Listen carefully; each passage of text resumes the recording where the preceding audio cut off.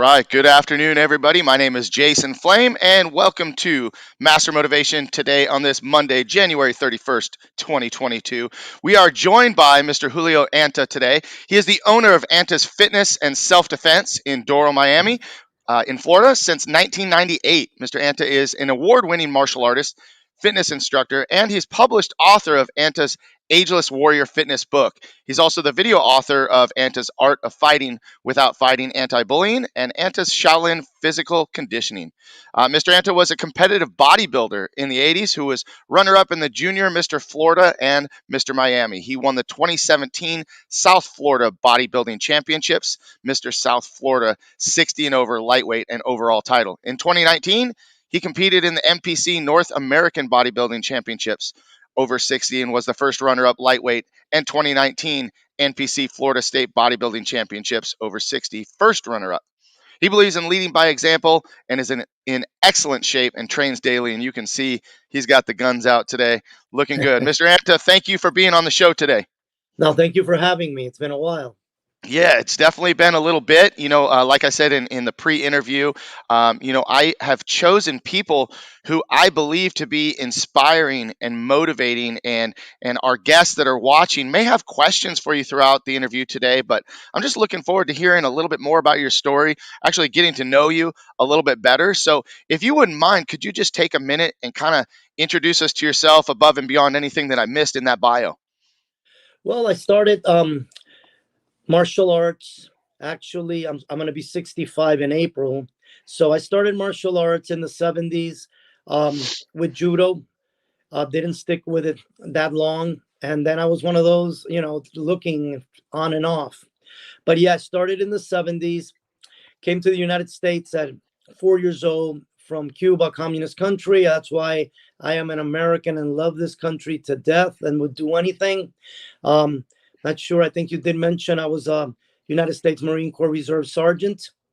And also my background is law enforcement. I was a correction officer for 10 years. And I think all that has helped my martial arts.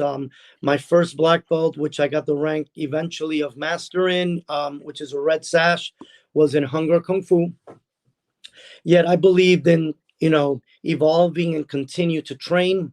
So I have either an instructor or black belt level. In my second one was Hagana Fight, Mike Lee Canara's Israeli martial art. I was one of the first fight instructors. I got in with different organizations, Krav Maga, which I'm teaching today. Judo kickbox, they call it the Cuban mixed martial art that was developed here in the U.S., but by a Cuban American. It's I'm not a black belt in judo, but it has elements of judo and kickboxing. And Jeet Kune Do, originally under Paul Vunak, now under Sifu Singh. I've been under him for a long time. And what am I missing? Muay Thai kickboxing. So pretty much I've evolved like everybody else. Today, what I teach is pretty much for kids, it's a mixed martial arts. It's a mixture of these systems that I've studied. And for adults now, what I teach is Krav Maga, Muay Thai kickboxing. I'm also firearm instructor under the NRA and also under the Krav Maga Association, Israeli tactical handgun and rifle instructor. Sounds like you got a lot going on, a lot of stuff to put in the mix, and like a lot of martial artists that I talked to in a recent interview, we talk about that concept of learning as much as we can and taking in as much information and training and discarding what either doesn't work for us or we don't believe works, and just to streamline our systems to make it the most effective possible. Is that correct? Exactly. I use that on one of my shirts has a Bruce Lee, adapt what is useful, reject what is useless, and make it your own. And literally, it's funny because when I first started mixing things, everybody would tell me, "Oh, you're Jeet Kune Do," because I had the Kung Fu background. I go, "Not really." That's how I got involved in the Jeet Kune Do. I also missed having trained in it because then I tore my chest in a bench press contest. I also have a blue belt in Gracie Jiu Jitsu. That's something I want to get back into eventually. But yeah, I believe everybody in the martial arts, we've evolved from what we originally did, the tradition, to now. And one of the things that I'm getting deeper and deeper is tactical martial arts, with everything that's happening in the world today. For sure, for sure. Well, for those of you that are just joining us and those of you that are watching, please feel free to throw any questions out there for Mr. Anta, anything that you want to know or anything you want us to talk about, and I'll be happy to bring that up. You mentioned being from Cuba originally. You were born and moved when you were 4. Is that what you said? Yes, actually 3 weeks before my 5th birthday. Okay, so probably not a lot of memories for you, but what was it, that maybe your parents, you know, taught you, reminded you, things coming up. You brought up the fact Cuba being a communist country and you Right. you love America. Talk about that a little bit. Yeah.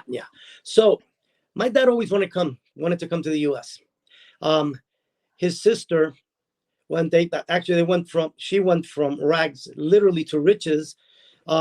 She was a singer in the cabarets in Cuba, and she started doing very well. At that time, it was, they didn't have. I heard it was the only one on the block, a 2-story house with a pool and everything.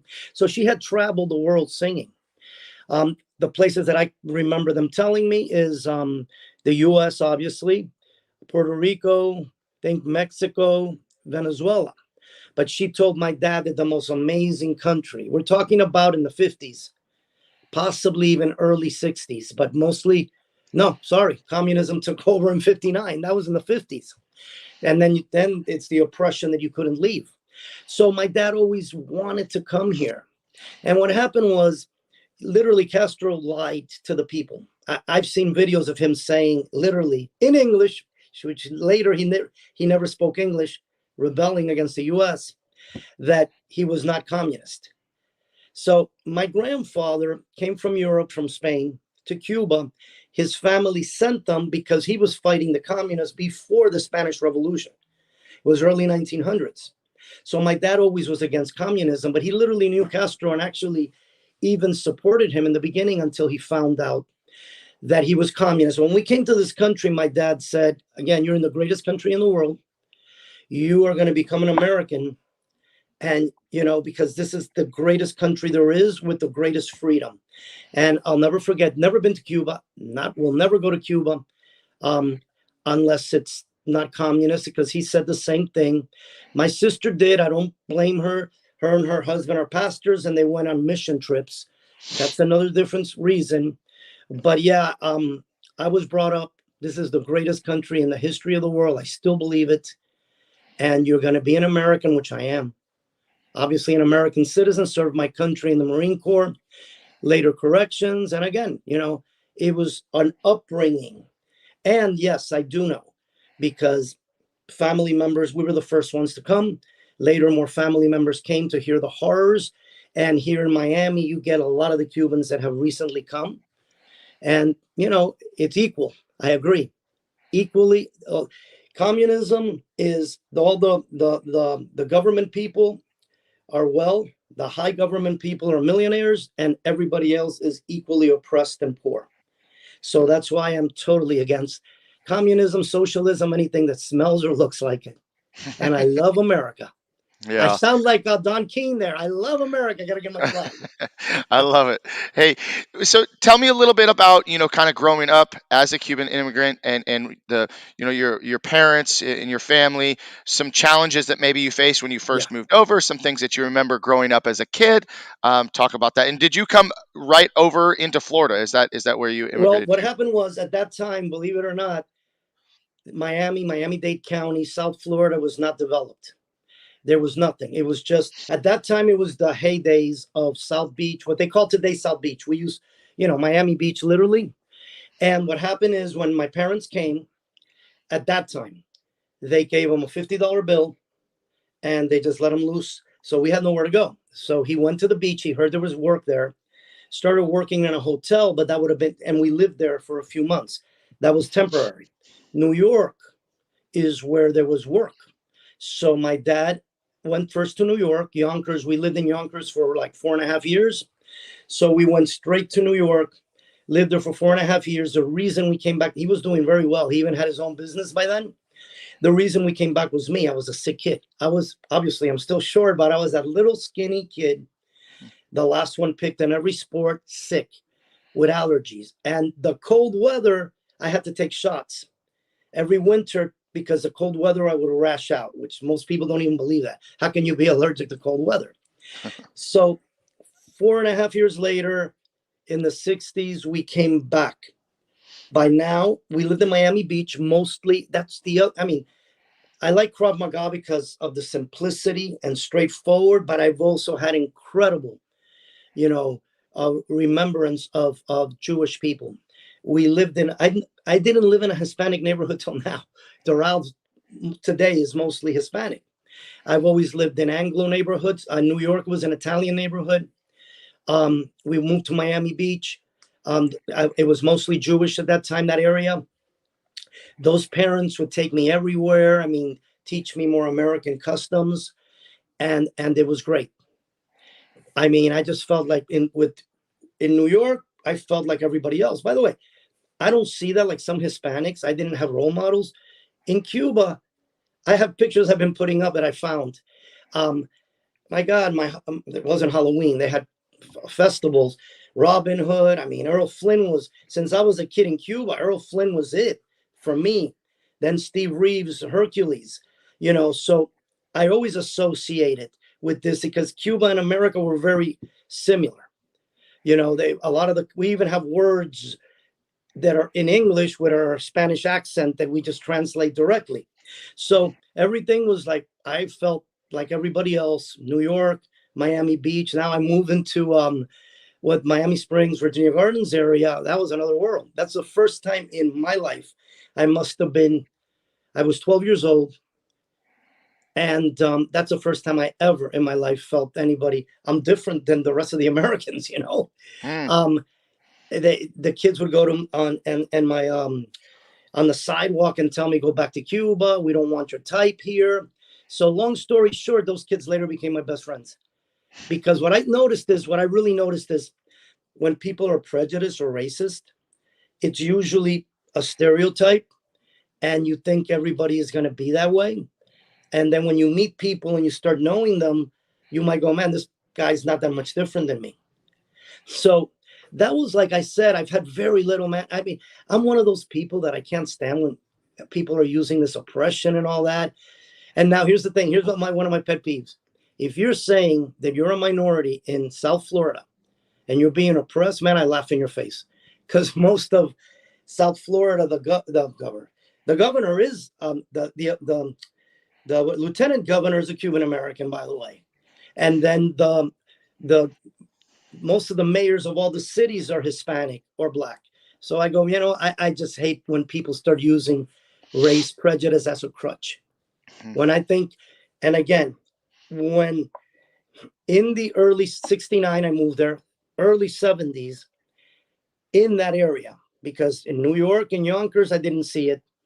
In Miami Beach with the Jewish people, I didn't see it. That's the only time that I really felt. And later, then when they figured out, man, this guy's not no thug, they would tell me that you Cubans are going to cut people up with knives. My parents wouldn't let me touch a knife unless it was to cut a steak, So, that's one of my pet peeves is when people start using it as a crutch. And, I think this is my opinion. Nobody has to agree with me. I haven't been everywhere in the world. I've been to Europe. I've been to Japan. I've been to Latin America, a lot of countries. I think America is the least racist, prejudiced country in the world, by my experience. And I've had people tell me that's your experience, not mine. Right. Well, you're entitled to your opinion, your experience, and I just appreciate you sharing that, and that's why we have you on the show.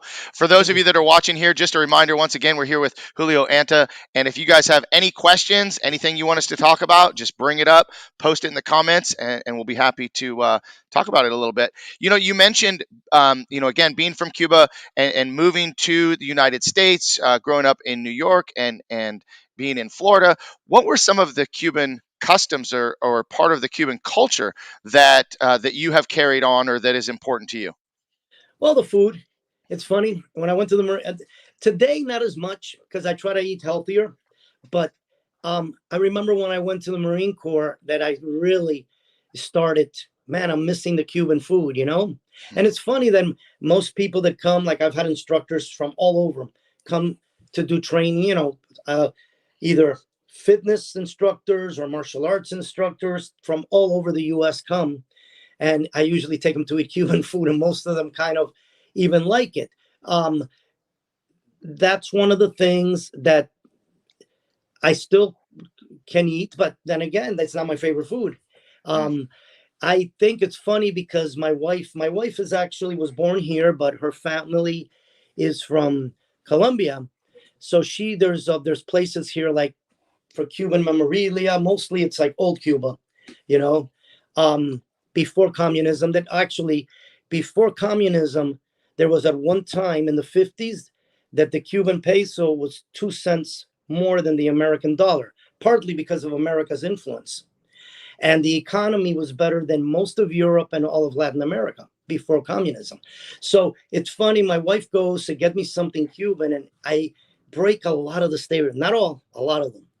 So they go there, and what does your husband like? Baseball? No, I couldn't play baseball if my life depended on it. That was another funny thing. Since, you know, I grew up mostly in non-Cuban neighborhoods. I sucked in every sport, but when baseball came, I get the Cuban. I go, oh no, I couldn't hit the ball, you know?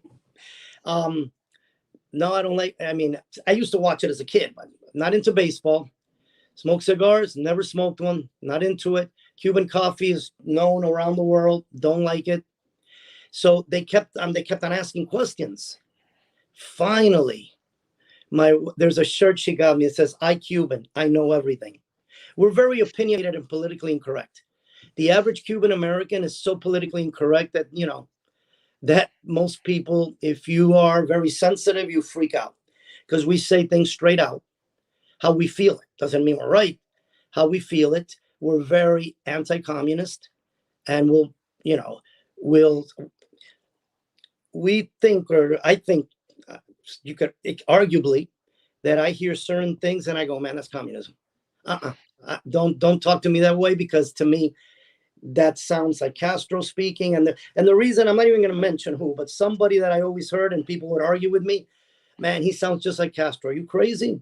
Well, later I found out that he read the Communist Manifesto, and that's why they sounded so alike. So yeah, we're very we're loud. That's the main thing, and I am very loud. And a lot of times you hear there's a joke and you get shirts. I'm not arguing, I'm not fighting, I'm Cuban.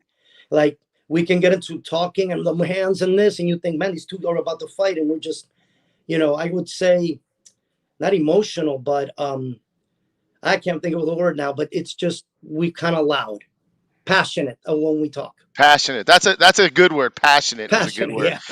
Hey, let's talk about your childhood. You said you weren't into baseball, right? Did you play any other sports before you got into martial arts or before you began Man, here was the bodybuilding? thing. No. Here, not that I didn't want to. I sucked. That was it. I was the last one picked on almost every. Now, by the way, I did play in concrete. We would play baseball in the street. I was the last one picked. I just couldn't make any team. We played football in the street and got all banged up. We played basketball in concrete because it wasn't in a gym, it was outside, and got all banged up, but I was still the last one picked and terrible. The good thing was that I still did it. Now, when time came, at that, things have changed. Like, one of my pet peeves, I got a lot of pet peeves. One of them today is everybody and others. And my kids played almost every sport, but football, my wife wouldn't let them, even though my youngest was super fast and wanted to play. Hmm. They played everything, and I think it's great. But today, everybody gets a trophy. My days, I went to try out, and the coach says, "You suck. You didn't make the team." It put me down. I had very low self-esteem, but I think that helped me build me into bodybuilding and martial arts. So the first martial art I did, I actually wanted to do karate. Remember, I'm talking about the only thing that would have had James Bond, Karate Chop. There wasn't the movies like now, and then maybe Bruce Lee and Kato. So I wanted to do karate because I would see the breaking of the board. To me, that was like, wow, to break a board. But there wasn't even any karate schools close. So I had to go to the neighboring city to do judo. That was my first. And it was funny because I only got to yellow belt. I did a little less than a year. I go to my first competition and I take third. When I came home, I went with a friend. My parents couldn't believe it. The kid that sucked in every sport just took third place in a judo competition. Now that's what I tell. I'm an open book with my students. Peer pressure is the worst thing. So now I was in junior high, middle school today, and my friends, oh, why do you do that? It's boring. I ended up. My parents told me, why are you going to quit? You're doing good. I quit to hang out with my friends. So that was my first martial art. After that, I did a lot of different styles of karate. But then while I was doing judo, the TV series came out, Kung Fu. And I go, oh my God, I'm watching these movies. That's what I want to do. Then later, all the Chopsaki movies came out, Bruce Lee, and all those. Remember the first one we saw here in Florida was called Five Fingers of Death, that the hand would Hmm. just vibrate. Hmm. And the lines in the theater, this is before all these huge theaters with a bunch of, it was just one theater we had in Miami Springs. And the line would go around and we would wait. And then I start seeing this, and one day I'm not driving. I was on a bus to go to a football game. The neighboring city, Hialeah, was mostly Cuban. It was like funny. Like that people talk about the railroad tracks. We talked about the canal. Across the canal was, Right. it wasn't a ghetto, but it was more of a hard place to be. And where I lived, Miami Springs, was more Anglo American, and it was like, a nicer place. So I'm taking a bus even though Miami Springs, we played in Hialeah, was the only football field they had to go watch a football game. And I look where I used to do judo, and there was a guy, what I call with the little priest looking suit, the Kung Fu thing. And Hmm. I go, oh my God, that's it. Because I wanted to be like Bruce Lee. So that's the first time I did Kung Fu. And then the teacher left back to New York. And long story short, I did a lot of different martial arts. And then in the early 90s, I bumped into him again, and that's when I started. I didn't become an adult. I don't. I didn't. I didn't. I'm still not an adult. I didn't become a black belt or an instructor until I was an adult, Right. because I bumped into him again, and that's what I wanted to do. And then, like I said, I also had done, not never in the ring, but I had done some. I always liked boxing. At that time, I felt that I always wanted to teach one day, and I'm going, well, at that time, what am I going to teach? Boxing. Usually, the people that teach boxing are these guys that were pros, and and they barely made any money then. Today, it's another world. Before the UFC and all that. So I still did boxing before, and I did a little boxing while I was doing kung fu without the teacher knowing, because you don't know kung fu. They're the most cultish ones. They're everything sucks to my teacher. Nobody, even the other kung fu people.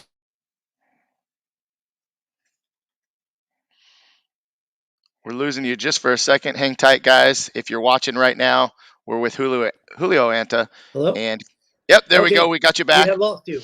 So anyway, I had to do it hidden from my teacher because, again, I'm not saying every kung fu school's like that, but they're more cultish to me than all the other martial arts. And nothing was good. Karate sucked, Taekwondo sucked, everything. Even Jeet Kune Do to them sucked. Muay Thai sucked. Remember, this is before UFC. Then, we started seeing that everything needs to be put together. So I Hmm. did a little bit of boxing behind his back. Um, and then again, when I would throw a jab that would work, because some of these guys were better than me. And then I started throwing jabs and getting them because they were not used to it. Stop doing that shit. you know, I couldn't. My brother actually quit and started doing kickboxing because he was really good at jabbing and crossing, because he had done even some more kickboxing than me. So yeah, and then from there, um, around 1998, always wanted to teach. Um, I was working at the prison, and I started teaching part time at a country club here in Doral, but in an open pavilion on top. So that's how I first started teaching, and then I'm going on my 24 years teaching. Did 3 years at the pavilion, and then with the storefront, it's been like the rest of it now. Wow, that's a lot of information to digest for everybody. Hearing about where you started all the way up to started teaching. One of the things that you brought up early in that story was the fact that you were not good at very many sports. You got picked last, but you said something interesting. You said that that possibly is what made you stronger, right? Not getting picked, because for a lot of people that's definitely gonna, that's gonna hurt your self-esteem. And you brought up the participation awards and how so many people give a false sense of confidence, but you kind of learned, to have some confidence the hard way, right? And you Yeah. came up in an era where that's just how it was, and you would hear more about what you did wrong versus what you did right. How do you feel that your teaching style was affected, or how you teach now? Because obviously, the kids that are growing up they aren't raised that way. They don't Right. have that mentality. It's very hard for them to hear that they're Yeah. not the best, or they're not going to get an award. um, Especially with COVID and everything else, the low self-esteem. But talk about how you went from a kid that didn't get picked and got stronger because of it, and how now you teach and you try to instill that in your teaching. Right. Right. So what happened was originally was that I think what really did it was what really helped me. Even though when I went to the judo tournament that I took third, at that time I hadn't done any bodybuilding yet. So what happened was, I used to fight a lot as a kid. Crazy. Just, you could say, sucker punch, sucker punch, sucker punch, like a wild little animal. But then when I started doing, I quit the judo. I shouldn't have quit. If it would have worked, if I wouldn't have quit. So I went to sweep a guy and I lost like two. I felt, believe it or not, that I had never lost a fight till I was in high school. Now all of a sudden I'm doing martial arts, and I had quit the judo and I tried sweeping the guy, so I wasn't doing martial arts, and I got my ass kicked. Then I got into a fight with a wrestler that kicked my ass. So what I do is now I get upset at the martial arts first. I go, that stuff doesn't work.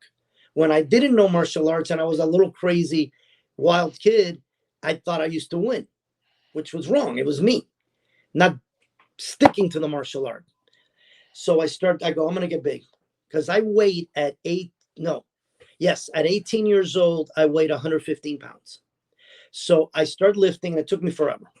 It took me like 3 years to literally look like someone that lifted a little bit, because I have small bones and whatever. So I start the bodybuilding, and now my confidence starts coming up more. Still, the martial arts was in me. Yet I would start martial arts and I would lose. I couldn't get, everything changes in life. Now I got to eat good, if not the belly grows. I would lose weight, and I go, no, because I was a competitive bodybuilder now, and I didn't want to lose weight. So long story short, I start a martial arts bodybuilding show in clubs with some other martial artists, and my martial arts sucked, but I would do a little bit too. And I start now with one of them was an instructor. I go to a tournament, sparring, terrible technique. I had terrible technique. I partially dislocate both shoulders in the match. Dislocate one partially. I put it back in, the first time it had happened. And I don't know, I guess the adrenaline going, I just laid there. I'm okay. I dislocate the other one. I lose the match 3-2, which if I would have won, I couldn't keep on going. Then I couldn't take my gi off. So long story short, that stopped then my bodybuilding. And now I'm thinking, well, you know what? At least I can do forms, because really in the beginning it was really bad, the shoulders. So that's how I went back to martial arts. And then eventually I figured out how to work around my injuries. So what happens? Yes, I came from a very dysfunctional, believe it or not, you think Kung Fu, they call them a soft style, a very dysfunctional Kung Fu school. And I always said I wouldn't be that way. We're talking about in the 90s, you were living the 70s. Somebody would walk in. How do you guys spar? How do we spar? Come here. Then he would go, spar him. And he would end up like almost like a street fight with no equipment in the 90s. And what I'm telling you, this is things you would hear of the 70s. But he came from the New York Chinatown challenges of the 50s, 60s, 70s. Actually, he started in the 60s. So I didn't like that. Then he would also smack us. I got into bad habits of sparring, being smaller than everybody usually. and lighter, even though I worked out, because he would get one of those shenais, I think you're called those, those, I think that's what it's called. And if we would take more than 2 steps back sparring, he was hit us in the butt hard. That would hurt more than getting punched. So I started fighting like straight into people all the time. Didn't know about angles then. So long story short, very dysfunctional. He rarely smacked me because I never disrespected him. He would curse like crazy, even in the kids' class. So I said that I would never be like him. He eventually got thrown out of the system, and I don't have communications with him. So when I started teaching, I already felt I'm not going to do these things he's doing, but it's almost like you hear those stories that they say you become like your father. Well, there was things I was still doing that I learned in the industry later. What did I do? Mm-hmm. So we didn't have mats. It was in an open pavilion upstairs at a prestigious country club. And it was concrete with a little carpet. I was letting people do iron broom sweeps. And I remember one kid just flew in the air. It was my son that did it. Flew in the air, landed on his back, couldn't breathe. The mom almost pulled him out. I had to talk to her and agree. I am so sorry. We're not going to be doing sweeps anymore. And there was a lot of things that I didn't know. So what happens?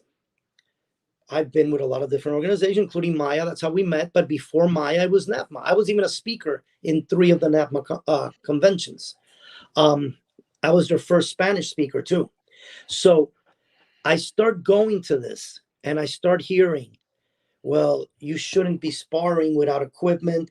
If you're going to do any type of thing like a sweep or something, mm-hmm. there should be a mat because of liability reasons. And now I'm going, oh my God, was I crazy? And I was even not. We did. Well, I bet there is a lot of things that school owners have done, over the years, especially 90s and before, and you start talking about liability. Before we go deeper into that story, can I backtrack just a little bit? Because I feel like we're missing an important part, because I think that at some point in there, you did serve in the military. You talked about military service. When did you decide to go into the military right out of high school, or did you go to college, or when did you go in and serve in the military? Well, here's the thing.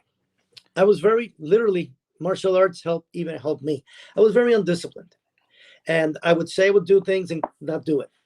I actually almost enlisted twice and backed out of it. So I was going to college, got out of school, going to college, I always wanted to do law enforcement and military, because I grew up watching war movies, Westerns. So that was part of something, man, that's what I want to be. I felt that was the manly thing to do, to growing up with a very alpha father, So I'm going to college. I decide I'm going to join. Then I go, you know what? I'm going to do reserves instead. But then I go a little crazy. I don't even finish the semester, and I tell the recruiter to send me faster. I go to the Marine Corps. Here's something that it totally changed my life, but not in what you're going to expect now. Before I go to the Marine Corps, I had become agnostic. Didn't believe in any God or nothing. I go to the Marine Corps. Right before that, I meet a guy that had been in the Marines that I knew had gone in at that time. They don't do that anymore. Had gone in problems with the law. Instead of going to prison, you would go into the military. So this guy got out with a problem with his knee. He knew one of my brothers, and he hears I'm going, and we start talking, becoming friends. The freaking guy tells me, I know he's a thug. So I go, this guy's pulling my leg. He goes, the first thing you're going to do when you get to the Marine Corps? You're going to ask for the Bible. It's hell. You're going to live in hell. And I laughed at him. I go, oh, man, I'm never going to read that thing. Man, I get there, culture shock. I was very lazy, undisciplined. The first thing I wanted was the Bible, and that's how I started believing in God. So that was the biggest thing. Yet the leadership skills, in the reserves, I became a sergeant. And the leadership, to me, there's no better leadership training than Marine Corps training. I mean, who knows? Somebody can tell you Army. I never went to the Army or Air Force. But that's what taught me to lead by example. I don't tell my students to do anything or test them that I can't do, and I'm going to be 65. We do fitness challenges sometimes, and I'll do it with them to show them. We got physical things they have to do to get their belts. If I can't do it, they won't do it. The only thing I've lost, and it's my fault, and I don't test them, and I tell them sometimes if you want to do it because I feel wrong telling people to do things I can't do, is a split. At one time in my life, I could do a split. I would say 12, 13, 14, 15 years ago, I think I lost it from not practicing it. Mm-hmm. Outside of that, leadership skills, lead by example. Even when I worked at the prison, I remember that there was I made what they call the CERT team, which is like the SWAT team. I was only there for one drill because then I hurt my shoulder in a car accident again. I didn't go back because I felt that leader shouldn't be leading. He would tell us to do things that he couldn't do. And I go, how can you be the leader? He was a captain. The lieutenant, his assistant, was one of my martial arts students. And that's how they actually wanted me there to teach martial arts. So we went to do some stuff, and I told him I had this shoulder wasn't doing too good. Monkey bars, I couldn't do. I go, I could do everything else. I just can't put pressure here. And he's giving me a hard time. And I knew the run, I've always been a slow runner, but the run wasn't that fast. The run that I had to do and the pull-ups and sit-ups I had to do to qualify, I found out he couldn't run, and he would tell you that he didn't run. So when I got into the car accident, there was almost, not that I wanted to get in a car accident, my shoulder got even worse. And I told my buddy, which was my student, I go, listen, tell him I can't do it. I'm hurt. And then after that, I never went back because I go, I can't follow a leader. And he was younger than me, by the way. I was in my, I would say, late 30s. And this guy was maybe early. And I go, I can't follow a leader that, don't get me wrong. If the guy is an old champ and he's injured or something, I understand. But if you're younger than me and you're not injured, same thing with me. I expect because I've had people, I even have people tell me, how can you have somebody want for black belt, do 100 push-ups? Everybody's done it. Kids as young junior black belts. I don't give kids full. I go, my junior black belts that are 9, 10 years old have done it. So, but I tell them I can do it and I have to be able to do it. I've learned first belief, my spiritual belief. I'm a Christian today. 1 and 2, leadership skills. Lead by example. There's a saying in the Marine Corps. We hate our drill instructors, but we want to be like them. And that's what I've learned, that, definitely I don't teach class. If I taught classes an 8th of Marine Corps, I wouldn't have a school. The people don't, that's something that the way because Marine Corps, they break you down. And by the end of boot camp, they build you up and you really even think you're more than what you really are. Let me break down the timeline just to make sure so we're following along. So graduated high school, you went on to college. What did you go to college for? What was your original goal? What were you hoping to get out of What college? I would tell everybody not to do. Because the only thing I could do as a kid, I was brought up, I had very low self-esteem. I got bad grades. I was bad I have ADD, by the way. I was bad in sports. The only thing I could do was draw. As a kid, I would get the comic books, not even read them. And I would draw Superman and all these superheroes. So I went in first for art, and then I go, man, not too many people make it as an art major. Then I went to photography, and I did have a short time of photography business. At that time, I didn't know much about, marketing and all that. So it didn't go well. But I went for art and photography. That I always tell everybody, don't do that. That's not what you go to college for. And then when I went to the Marine Corps, since I had college, when I got out of boot camp, I got, an extra rank, PFC, instead of private first class. Okay. And so you did get a degree in college? No, I didn't get the whole Did not. degree. Didn't finish the degree. I Okay.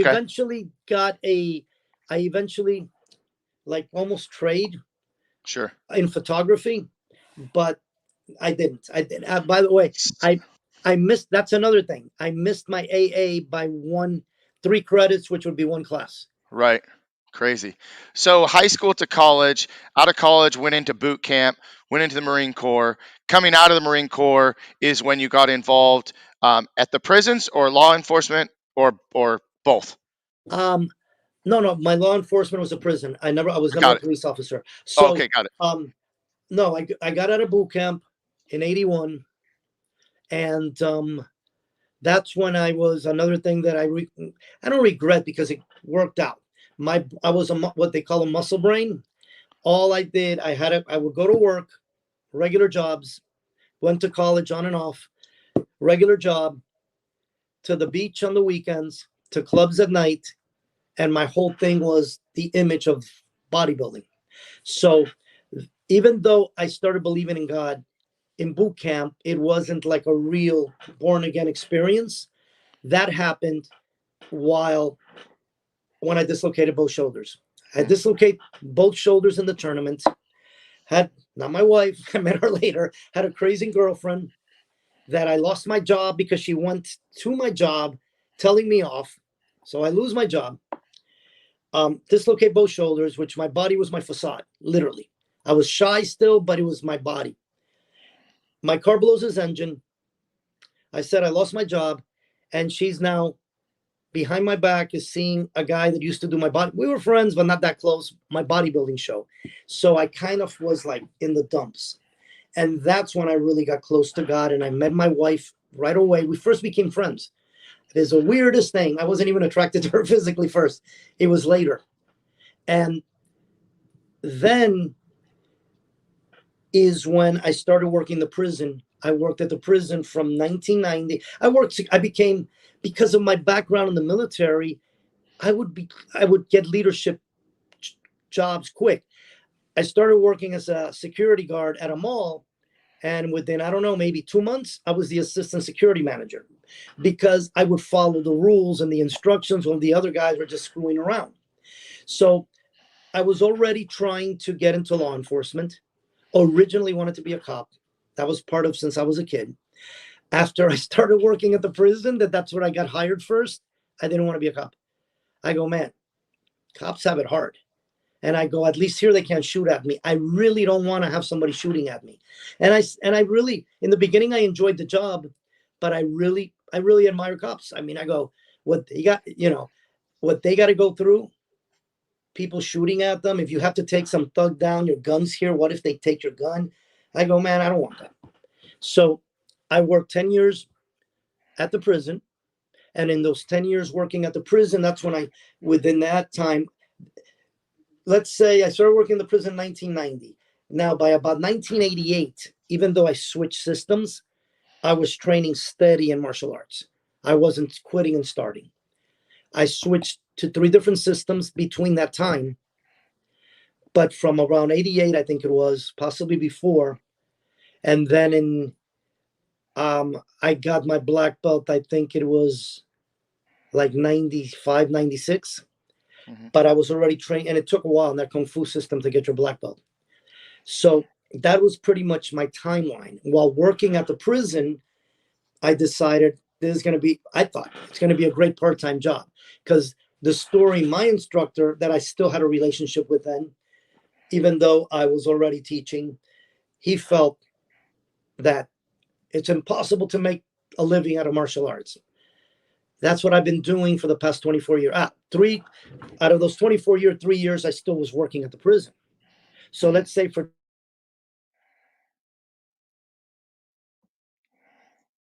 Be patient, guys. He'll be right back. Internet connection is just going in and out a little bit. You guys are listening to Julio Anta. There and we if are. you We're have, back. There we go. We were if lost. you have any questions, guys, just post those in the comments. Just want to remind everybody, any questions, post them in the comments. So go ahead, finish up your story. For 21 years, that's been my whole business. It's gone well until the pandemic. After the pandemic, they closed us down here in my county. Most of Florida was open. My county closed down for 3 months. And without exaggerating, I think less than an eighth or a 16 of my students came back. So it was like rebuilding. And then what's happened now is every time a new variant comes, I lose more people. So before the pandemic, it was like I did great, had a great living off of martial arts. And what this negative instructor would say, you can't live off. I'm still doing it, by the way.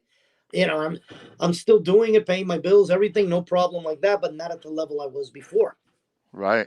Well, so let's talk about that a little bit. So you said you opened your school, that was around 98. Is that right? 98.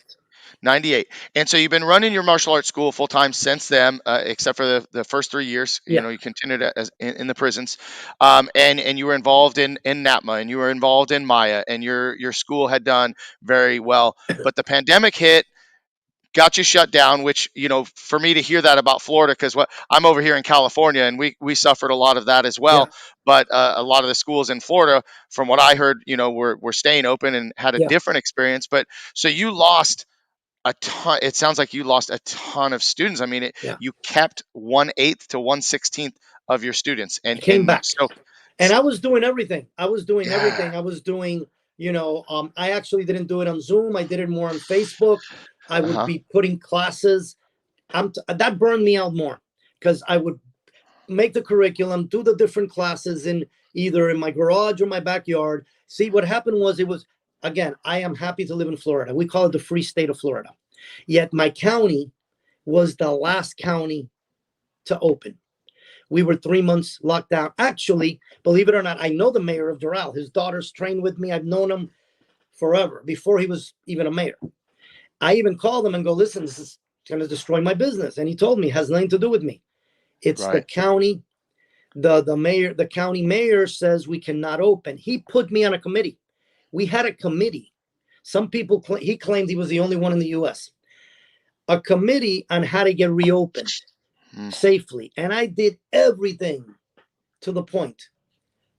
And finally, 3 months later, even though it's more southern counties were the ones that opened later, mm-hmm, the other two counties, our neighboring counties that are north of Miami, opened before us.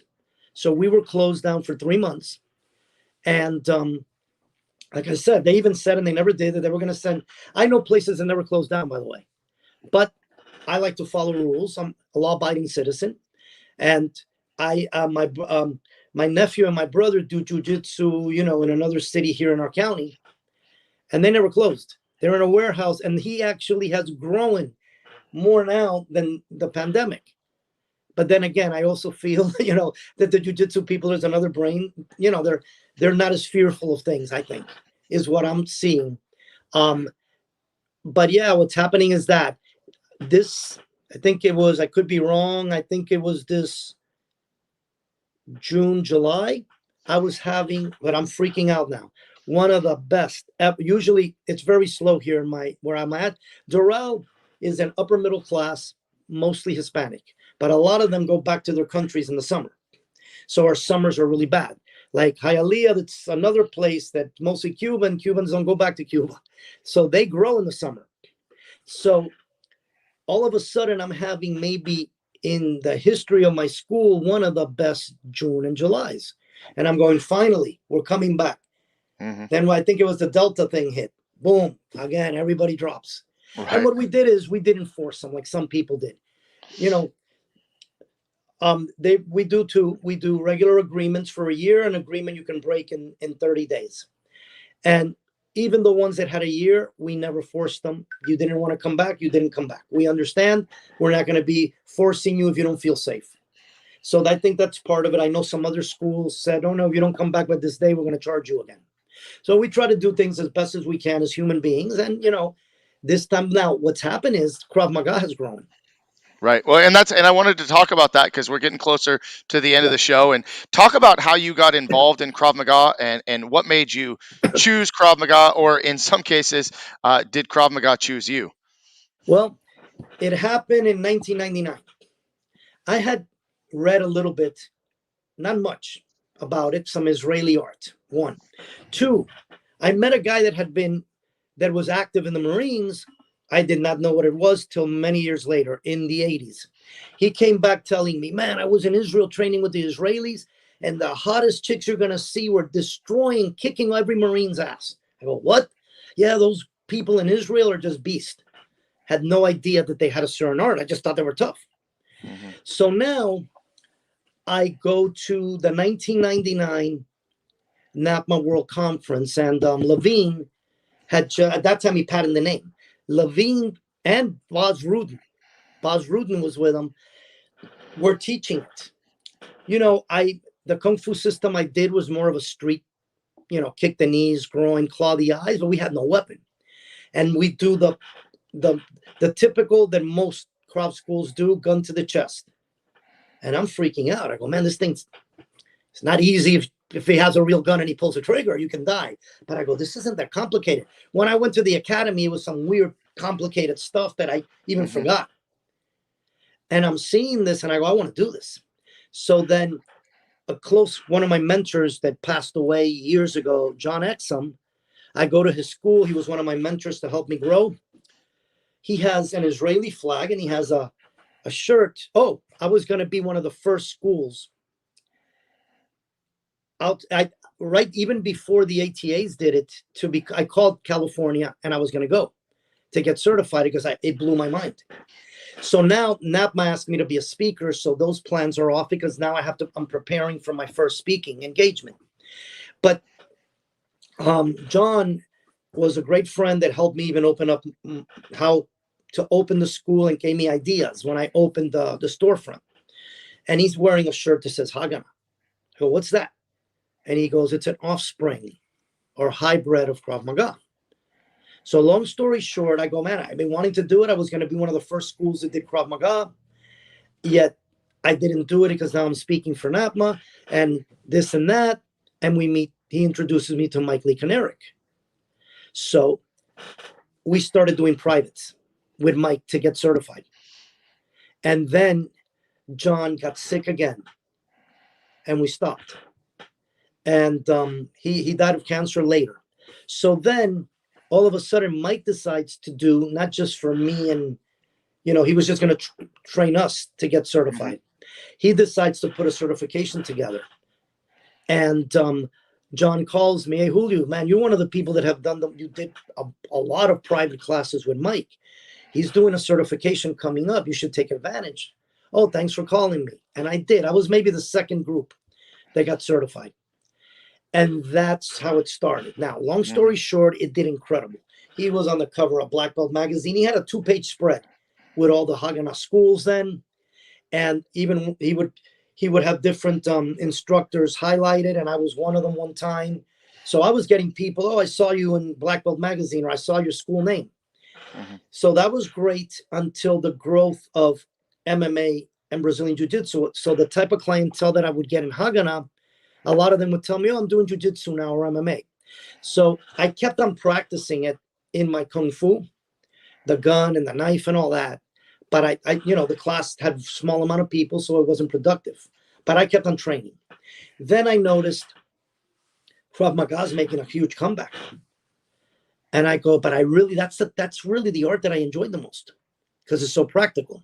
So I went through 2 other organizations that for different reasons, I wasn't 100% satisfied with. Then I found the one that I'm with. And that's how I got back into it. And then I actually recently trained with Mike again. Mike he had disappeared. He disappeared. He looked like Haganah was gone. And recently he brought a guy from Israel, Dodi, most incredible.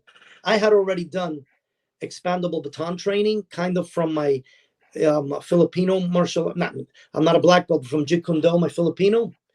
And now this guy comes from Israel that changed. Dodi, amazing guy too, at Mike's school, that changed the baton that they use if the cops use and in the prison and even riot control.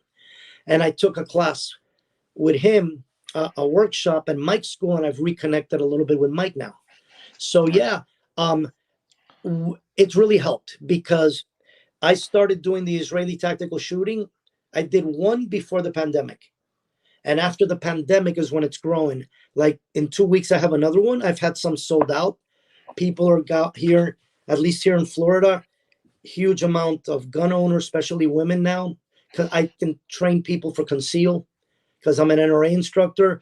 So the Krav Maga took me because even though I was military and law enforcement, I wasn't deep into guns till maybe 15 years ago. And really deep maybe in the last 7, 8, 9 years that I started getting certifications. And I love the NRA is amazing, but the Israeli system of everything is the safest. Every time I get people that never shot that are all scared. I go, when you're done with me, you're not going to be scared of a gun, because it's the clearing of the weapons, to this, to that. It's like you're always making sure you have an empty gun. And right now, what I'm trying to do is that I'm on my YouTube channel, I'm trying to put a lot more Krav Maga, a lot of more weapon stuff for people's safety, Hmm. because I am one of those that believes I have never. I'm going to be 65. I have, even though I wasn't deep into guns, I've had guns, at least one gun since my 20s. I've never pointed a gun at any human being yet, and I expect to die and never point it. But I know two people personally, and hundreds of stories of people that shot themselves for lack of certain things of safety. And that's what the Israelis are the most incredible in. Right. Well, thank you for sharing all of that. That's amazing. It sounds like you're doing a lot of really good stuff and helping a lot of people. I appreciate your time, and I want to just kind of close the show with this. If you were to just share your final message with everybody watching, what are your upcoming goals for 2022, or what advice do you have for people in this year? The advice is that we can't give up. And I strongly believe in that. I was that quitter as a kid. If I wasn't, I would have been even more successful. People give up on everything today. I see a lot of my friends have closed their schools down. Can't give up. Everything changes in life. We can't give up. Lead by example. Everybody, we should. I tell my students, you're a higher rank. Lead by example. If you can't do your push-ups and sit-ups and squat, how are you going to tell somebody eventually one day when you're a teacher to do it? I believe that the light at the end of I see a tunnel right now with everything, with the COVID, and every other day there's a new one coming out and the people are scared. I did get COVID, and honestly, I hate to say it because some people have been insulted. I've been taking care of my immune system for years. I spent 8 years, and I used to catch a lot of colds and flus, 8 years without catching a cold and a flu until I caught COVID. And I even called one of my doctors, a holistic doctor. I go, listen, I had to close the school then for 10 days. I go, can I work out of my home gym? I worked out through it. I only had one day that I felt really bad. And I know personal friends that were bodybuilders, martial artists that have died. So I'm seeing the light at the end of the tunnel. I don't know if it's this year, next year. I'm learning to Marine Corps. Actually, it wasn't even something they taught me in boot camp, in a movie. Adapt, improvise, and overcome. I'm more towards now tactical. I still train. My bread and butter is kids. And that's why I'm so low, because it's the kids that are not coming when they have the least chance to get it. My kickboxing class is doing as good as ever. My Krav Maga has grown, but my numbers are very low because of the kids. So I'm going more towards the tactical, especially things that are happening in the world now. How to survive certain things, tactical shooting, defense against this, against that. Even though I still want to teach kids, because one of the reasons I started teaching martial arts was working at a prison. It's too late after they're in prison. I want to change Right. lives. And I believe we all change lives through the martial arts. So I want to lead by example. It's going to get better. It's got to get better. Don't give up. And let's keep on changing lives. I love it. Perfect line to finish with, because that's exactly what we do in martial arts. All of us that teach it and all of us that train, we're changing lives, not only our students' lives, but the lives of those in our community. So thank you, Mr. Anta, for Well, thank you, sharing your man. story and everything today. I hope you enjoyed it. And those of you Love it. watching, please share the video and look forward to next week. We got Mr. Jeremy Jackson coming up. We got Mr. Fari from Australia, and so many more. Joshua Smith, some great guests coming up all throughout this year. Every Monday, 12 p.m. Pacific Standard Time, we'll be here with Master Motivation. All right, guys, that's it for today. Mr. Anta, take care, and we'll see you Thank soon. you. Bye. All right, bye-bye.